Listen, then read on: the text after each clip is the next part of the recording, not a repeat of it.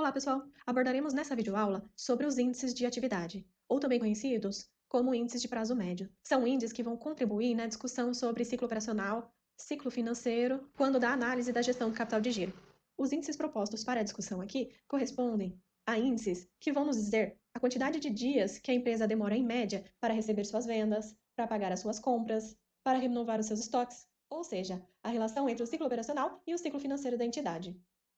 Os índices de atividade permitem que seja analisado o desempenho operacional da empresa e das necessidades de investimento de giro. A partir dos prazos médios calculados, é possível nós discutirmos e analisarmos o ciclo operacional e o ciclo de caixa da organização, que são aí elementos fundamentais quando da discussão de capital de giro e de liquidez dentro de uma empresa. O ciclo operacional é o tempo compreendido entre a compra da matéria-prima até o recebimento de venda do produto. E de uma ponta a outra, tem todo um processo que ocorre dentro do ciclo operacional, como vocês podem ver na tela. Eu inicio com a compra e a estocagem da matéria-prima. Em um segundo momento, essa matéria-prima estocada ela passa para a etapa de produção, em que será elaborado o produto. Uma vez finalizado esse produto, ele volta para o estoque para fins de ser vendido.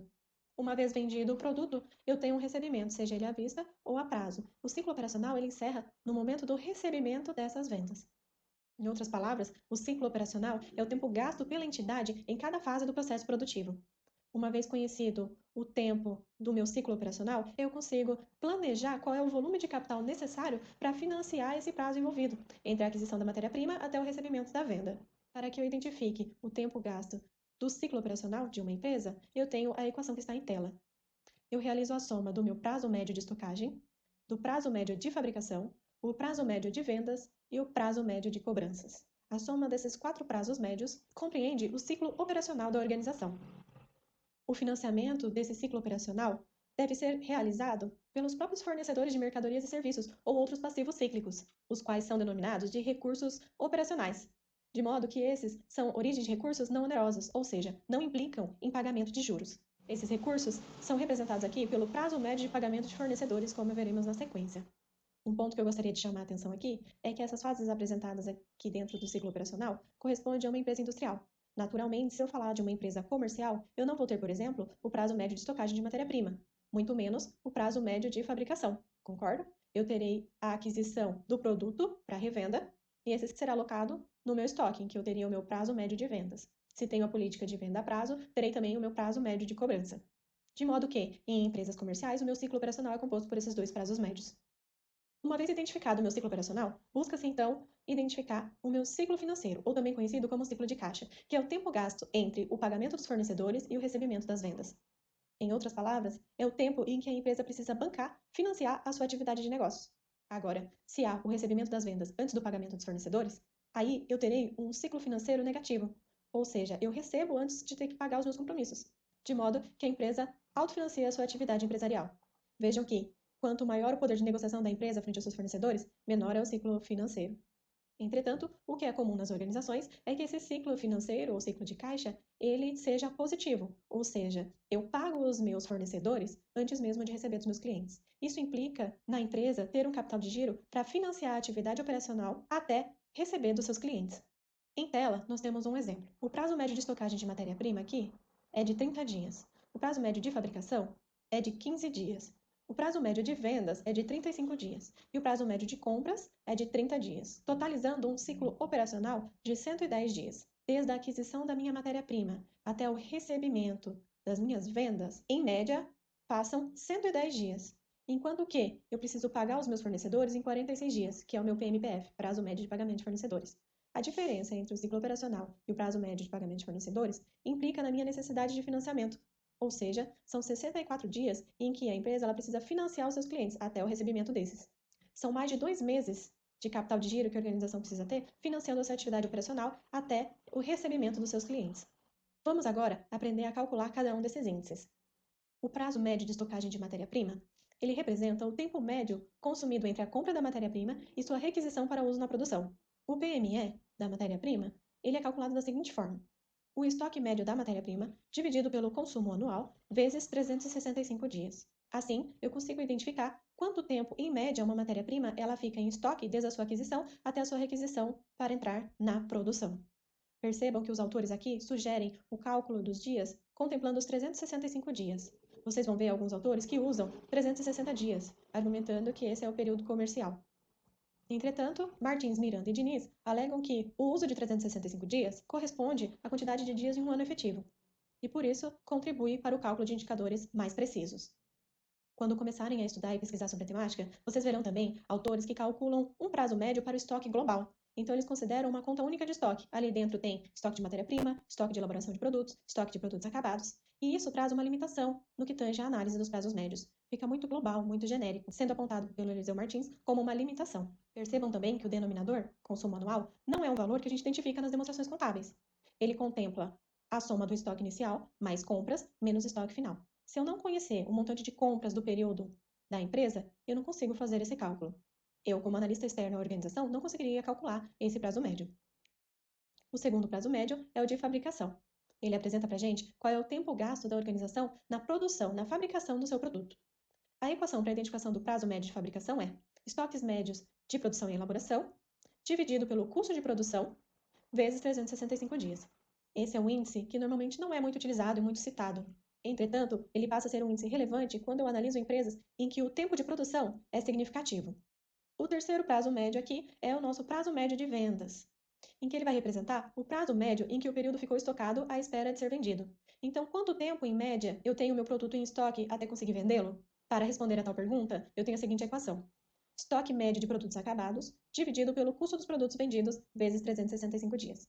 E, por fim, o último prazo médio, que contempla o ciclo operacional, corresponde ao prazo médio de cobrança, em que ele vai indicar a quantidade de dias em média que a empresa leva para receber as suas vendas, para receber dos seus clientes. A equação para encontrar o prazo médio de cobrança é a seguinte: duplicados a receber média, dividido pelas vendas a prazo, vezes 365 dias. Aqui, Martins, Diniz e Miranda colocam um ponto de observação que, ao considerar as vendas a prazo, que sejam consideradas as vendas brutas, uma vez que quando eu tenho dentro das minhas duplicados a receber, do valor total de vendas, incluindo inclusive os impostos sobre venda.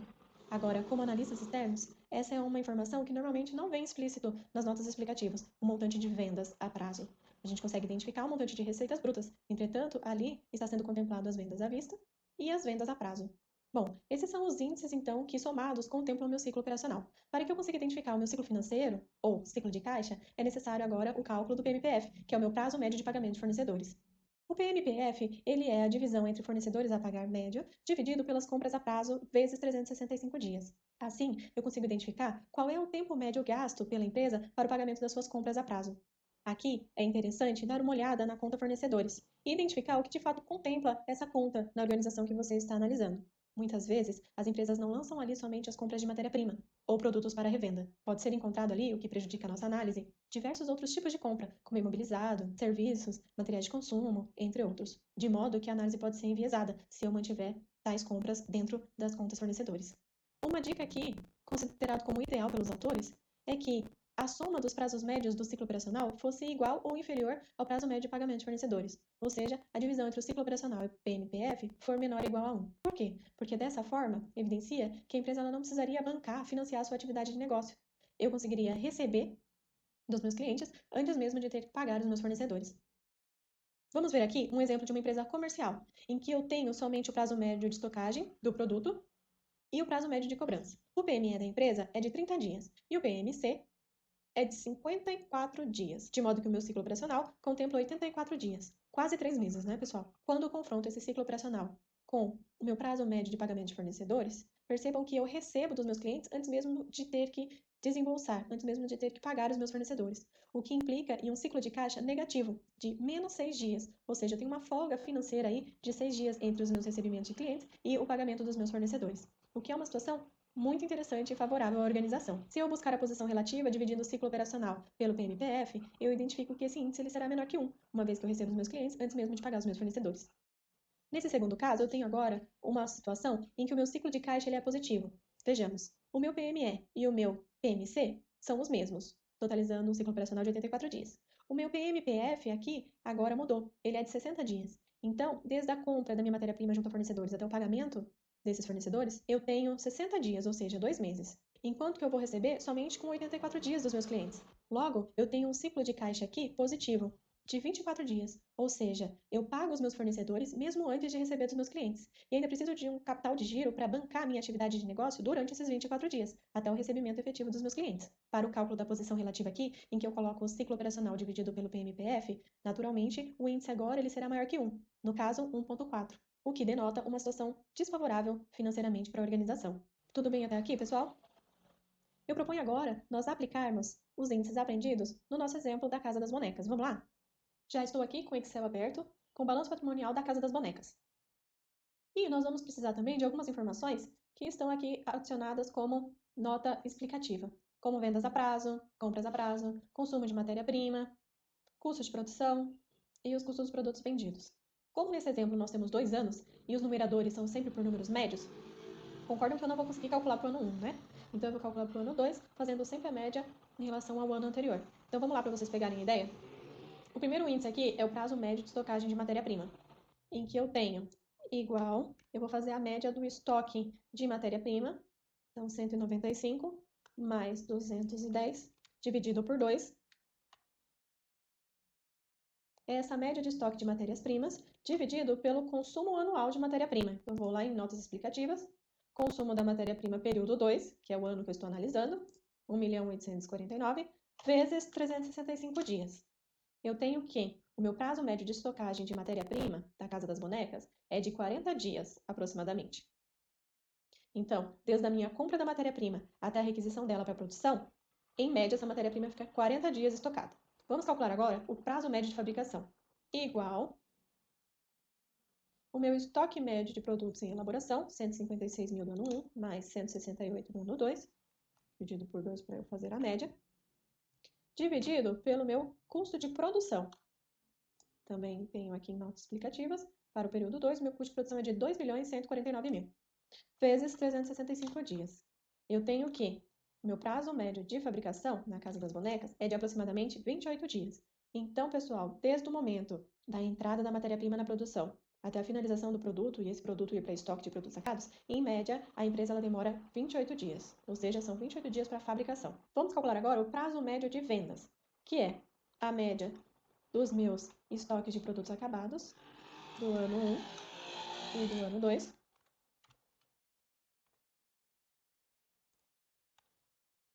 dividido pelo custo dos produtos vendidos, que eu poderia pegar diretamente da DRE, ou aqui eu tenho como item 4 das minhas notas explicativas, vezes 365 dias.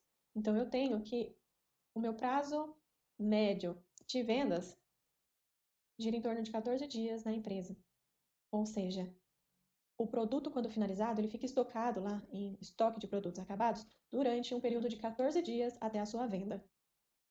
E por fim, vamos calcular o prazo médio de cobrança? Igual a média das minhas duplicatas a receber, dividido pelas minhas vendas a prazo, vezes 365 dias. Então, pessoal, o resultado aqui é de 17 dias, ou seja, desde o momento da venda do produto até o recebimento dos clientes, nós temos em média 17 dias. Bom, já conseguimos agora identificar qual é a quantidade de dias do meu ciclo operacional. Eu vou fazer aqui a soma do prazo médio de estocagem de matéria-prima, do prazo médio de fabricação, do prazo médio de vendas e do prazo médio de cobrança. E eu tenho que o ciclo operacional é, em média, de 98 dias para a empresa Casa das Bonecas. Para que eu identifique agora o ciclo de caixa da empresa, eu preciso calcular também o prazo médio de pagamento de fornecedores. Então, vamos lá? Igual a minha média de fornecedores a pagar do ano 1 em relação ao ano 2, dividido pelas compras a prazo, que está aqui em notas explicativas, vezes 365 dias. Então, vejam que, em média, a empresa ela tem uma negociação com seus fornecedores em que ela paga após 30 dias da aquisição da matéria-prima. Agora sim, já conseguimos calcular o ciclo de caixa, que é a diferença entre o meu ciclo operacional e o prazo médio de pagamento de fornecedores. O ciclo de caixa da Casa das Bonecas é de 68 dias positivo, ou seja, a empresa ela precisa de capital de giro para financiar o seu ciclo operacional por mais de 2 meses, ou seja, 68 dias. Isso quer dizer que o ciclo operacional dela é bem maior do que a negociação que ela tem para pagar os seus fornecedores. Enquanto ela honra com seus compromissos frente aos fornecedores com 1 mês, ela só vai receber dos seus clientes com 98 dias, ou seja, 68 dias depois de ter pago os seus fornecedores. Então, pessoal, percebam que falar sobre os índices de atividade é dar uma perspectiva, uma abordagem diferente em relação ao capital de giro, né? Enquanto nós identificamos que a Cia das Bonecas possui uma necessidade de capital de giro, e identificamos o valor quando falamos sobre a administração do capital de giro, agora com a aplicação dos índices de atividade, nós identificamos a quantidade de dias que a empresa precisa financiar os seus clientes até o recebimento desses. Encerramos por aqui a videoaula de hoje. Agradeço pela atenção e até mais, pessoal. Tchau, tchau!